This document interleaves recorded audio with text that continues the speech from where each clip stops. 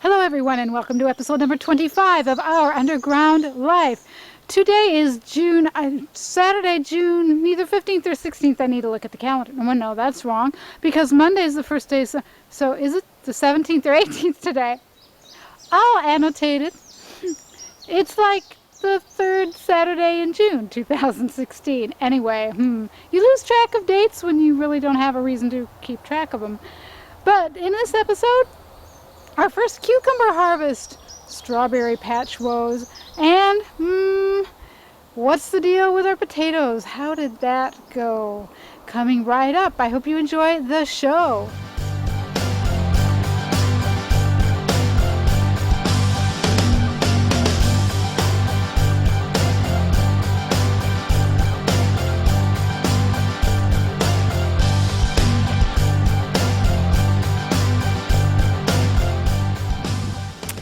Well, I thought I'd let you all in on the very first cucumber harvest. Where'd they go? There's one. Ta-da! Oop. It's getting it stuck in a piece of vine there. There's one. And the other one's down there. And there's a third one there. I don't need all three though. But this is about the size you want to pick them, even smaller because they're more tender and a little bit sweeter. And you know, if it's going to get bitter, it's not going to be bitter when it's at this stage. So the way I do it is I twist until they come off the stem. Oops, I guess I ripped down the vine. There we go. There's number one.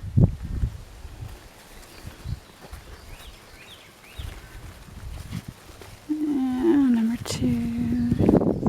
Twisty.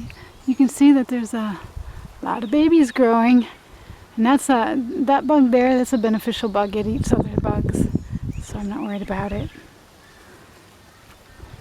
Look at all the babies there. There we go. 2 cucumbers, one for me, one for Jerry. Alright, these are our first cucumbers of the summer for our lunch. Going to go in our lunch. Rice lunch. One of these days I'm going to do an episode, by the way, that's the air conditioner on in the background, an episode of what we eat in a day. And those seem to be really popular videos for some reason. It's like people like it's like food voyeurism, right, Jerry? For some reason everybody likes to know what everybody else is eating. So I'll oblige you one of these days and do one of those, but here we go. Cucumbers going into Jerry's dish. There we go. Gotta mix it all up. Jerry, what have you done to my strawberry patch? We're going to cage it in. Cage it in? Are the strawberries trying to escape? No, actually, what happened was a couple of weeks ago, now I did harvest a few really yummy strawberries from this patch. But a couple of weeks ago, there were about 6 fruits that were almost ripe, but not quite ready. And there were probably another half dozen or so that were maybe half ripe, maybe a little more than half ripe. And so I noticed them one afternoon. Next morning I got up, came outside, they were all gone. Yep. So the theory is, one of 3 critters. One of our very large Florida wood rats that live around here that we've actually seen, or a raccoon, or a squirrel. I don't know how well squirrels like berries, but yeah, it just took out, basically it turned out to be probably half my strawberry crop from this patch this year. Took it out in one night. Now you know it's not a mouse because mice eat very little. They're really annoying. They'll eat maybe a fourth of a berry and then leave it. Just totally waste it.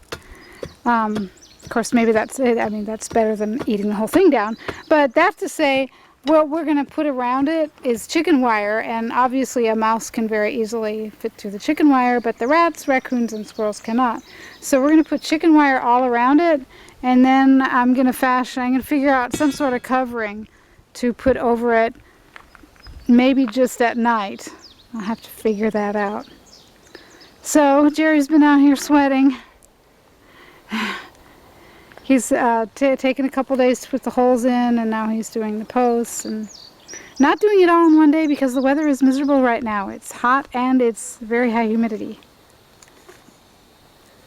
But yet another project. I keep telling you, you're done with projects, don't I? Yeah.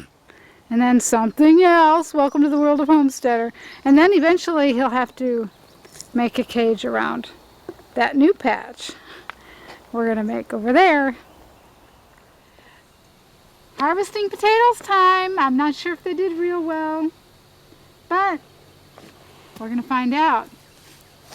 When you grow them with either wood chips or straw or hay or whatever, you don't have a lot of digging to do. Now, that doesn't look too bad. These are just fingerling potatoes. They're supposed to be pretty small. So, let's see what we got here.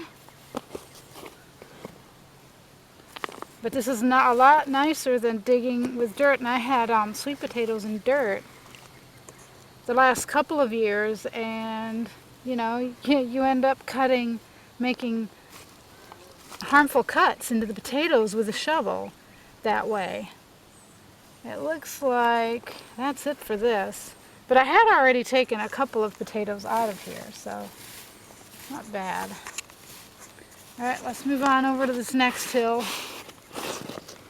See if there's anything worth talking about. Well, there's one. I hear Jerry getting some water out of the rain tank. If you haven't seen the episode about life with running water, you want to see that. Teeny tiny. They should be like this size or maybe a little bigger. It's not real good. And are there ants? Now there are ants.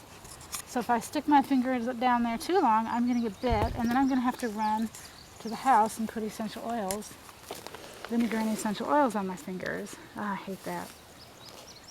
I hate the way the fire ants are everywhere. They said, well, we hate how humans are everywhere. Look at, they're freaking out, taking all their eggs out. Can you get a shot of that, Benjamin? How they're freaking out, carrying eggs out of their nest or something.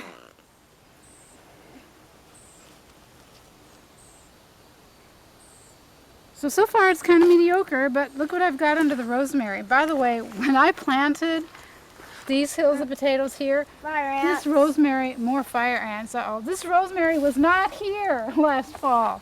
But check out these potatoes underneath. So this is somehow the hill, it seems like the hills are either really good or just, you know, not very good at all. Teeny tiny pathetic potatoes. This one is pretty good. Alright, so I've decided I'm going to leave these two potato plants just to experiment about another month and just see if I can get a lot bigger potatoes, because if so, then I know that my main problem is that I didn't leave the potatoes in the ground long enough. But since I planted them last November, I figured they had plenty of time to grow. But anyway, if it's not the case, I'm going to guess the reason that I didn't get a great harvest is because we do not live where Paul Gauci lives. Where does he live? Somewhere in Washington State. And it's not a good idea. It's just not a good idea to plant potatoes, to leave potatoes so long in the ground. I think they would have been done better if I would have planted them in February or March. And they would not have gone through as many freezes, and they probably wouldn't have gotten diseased. So this plant actually had a potato that had 3 little sprouts on it. So I said, well, you know what, I'm just going to replant this and let it grow me give me a new potato harvest in a couple months. But this is what we got over here. Here's our harvest. For the number of hills, this is a pretty pathetic amount, and the sizes are pretty pathetic too. And I just pretty much explained my theory why the crop was so pathetic. They actually should be about this size. So like, this is kind of, let me get this weed out of the way. This is how big they should be, and this is how big the average one is that we harvested. Not terrific, but it's going to be probably a couple meals worth. It's something. And I learned, see, this is something, folks, even if you've been gardening for several years, you try new things, and you learn, you know, you keep making mistakes, and that's how we learn. This is life, folks. You learn by making mistakes and correcting your direction, trying again, and improving. I mean, that's how improvement happens, is you accept your mistakes, figure out what went wrong, and fix it. So the other thing I know is I need to plant way more potatoes, which is why I have covered this area in wood chips. I'm going to have this whole area in the fall is going to be for potatoes, because it just we need to plant a lot more. Even if these hills had produced 3 times as much, that would have been nice. We really do need more potatoes if we want to be a little more self-sufficient in our cooked carbs. I forgot, I wanted to point out these 2 sets of potatoes that were kind of joined at the hip. I thought that was kind of interesting. Okay, as I wrap up this episode of Our Underground Life, I thought you'd get a kick out of seeing what our berms look like now. This is the west berm. Wait, let me clip in what our berms look like after the house was first buried. Here we go.